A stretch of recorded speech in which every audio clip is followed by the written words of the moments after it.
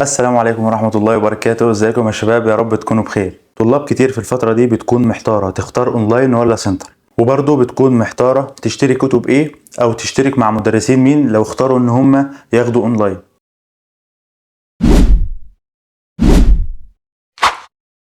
اول حاجة انا هقولك مميزات وعيوب السنتر والاونلاين، وبعد كده انت ليك القرار. بالنسبة للسنتر او الدرس، لو بعيد عنك قوي بلاش منه خالص، لانك هتضيع وقت ومجهود. طيب لو كان المدرس ده قريب منك، هتبدأ تسأل 4 أسئلة.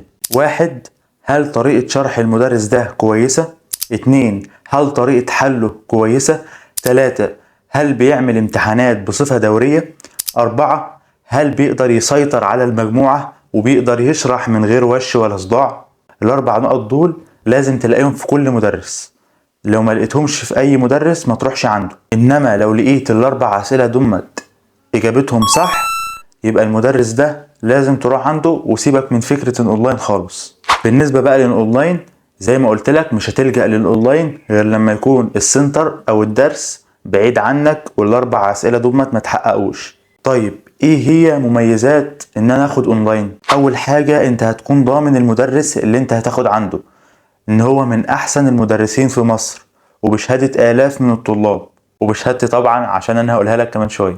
تاني حاجة هيوفر عليك تعب وفلوس وسفر وكل الكلام المتعب ده. تالت حاجة بقى تعتبر ميزة وعيب في نفس الوقت، وهي ان انت هيكون ليك مطلق الحرية في سماع الشرح. يعني تحل في الوقت المعين، تسمع الشرح في الوقت المعين بمزاجك، انت اللي هتنظم يومك، مش زي مثلا السنتر. طيب ايه العيب في كده؟ هقول لك لو انت كسول لا انت هتسمع شرح ولا هتحل واجب، وهيزيد جبل التراكمات يوم عن يوم، وهيبقى صعب عليك قوي ان انت تلحق المدرس ده، وهتحس بالاحباط لو انت راكمت كتير. دي كانت مميزات الاونلاين. بالنسبة بقى لعيوب الاونلاين، اول واهم حاجة لو انت مش هتقدر تلتزم وتتابع اول باول وتحل واجبك اول باول، يعني نصيحة ليك اوعى تفكر في الاونلاين ده تماما. الحاجة التانية وهي ان مش هيكون في تفاعل بينك وبين المدرس ولا بينك وبين الطلاب.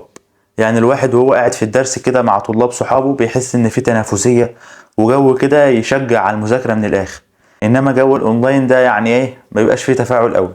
يبقى لو انت شخص ملتزم بطبيعتك وبتحب تذاكر اول باول، يبقى خيار الاونلاين ده كويس قوي بالنسبة لك، غير كده بلاش. طيب لو قررت بقى تاخد اونلاين، تشترك مع مين؟ انا هقولك المدرسين اللي من وجهة نظري شايفهم الاحسن، ممكن حد تاني يقولك مدرسين تانيين، فانت عشان كده هتسمع كلامي مثلا وتروح تجرب، وفي الاخر انت اللي تقرر، انت قدامك سنة طويلة لسه. فاهم حاجة ان انت تقرر من نفسك، ولو المدرسين اللي انا قلتهم لك جربتهم ولقيتهم وحشين، مفيش اي مشكلة ان انت تجرب مدرس تاني، لان كل مدرس بيكون ليه طريقة شرح متناسبة مع نوعية معينة من الطلاب. فما تلزمش نفسك بالمدرس الفلاني، او اي حد هيقولك على مدرس ما تلزمش نفسك بيه، جربه انت الاول ولو مش عاجبك عادي. بالنسبة للعربي مستر محمد صلاح، يعني لا غبار عليه. بالنسبة للانجليزي انجليشاوي. بالنسبة للفرنساوي فرنشاوي. بالنسبة للألماني ألمنشاوي. خلاص. لا بجد أنا كان عندي فرنساوي بس ما كانش عندي ألماني، فما اعرفش الصراحة مين المدرسين الكويسين فيه. يبقى الفرنساوي فرنشاوي. بالنسبة بقى للفيزياء بالنسبة لي مستر محمود مجدي.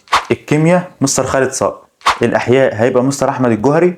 إنما الجيولوجيا طبعا جيو ماجد. الرياضة أنا سألت ناس صحابي يعني شاطرين الحمد لله يعني في هندسة دلوقتي، قالوا لي المستر لطفي زهران. بس أنا بالنسبة لي يعني من أولى ثانوي وتانية ثانوي وكل السنين اللي خدت فيها رياضة، ما انصحش أي حد ياخد رياضة أونلاين إلا لو مضطر يعني.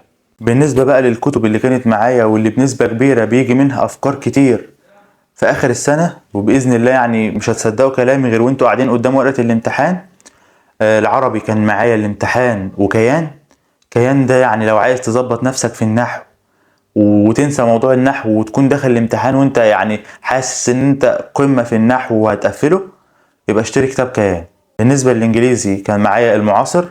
الفرنساوي كان معايا مذكرة المدرس بتاعي. كده كده الفرنساوي يعني اي كتاب تجيبه هيكون يعني زي الفل معاك، الفرنساوي مش محتاج حاجة يعني. الفيزياء كان معايا كتاب الامتحان وده كتاب كويس جدا يعني. وكان معايا مذكرة المدرس اللي انا بروح عنده. بالنسبة للكيمياء كان معايا الامتحان ومندليف، ولو هتختار بينهم ارشح لك بقوة مندليف. امتحان الكيمياء يعني ما بيتوصاش، دفعة 2023 تشهد بكده، ودفعة 2024 تشهد بكده. والكتاب اللي انا ارشحه لك بامانة مندليف، معاك المقدرة تشتري الاتنين زي الفل. بالنسبة للاحياء افضل كتاب هو الامتحان.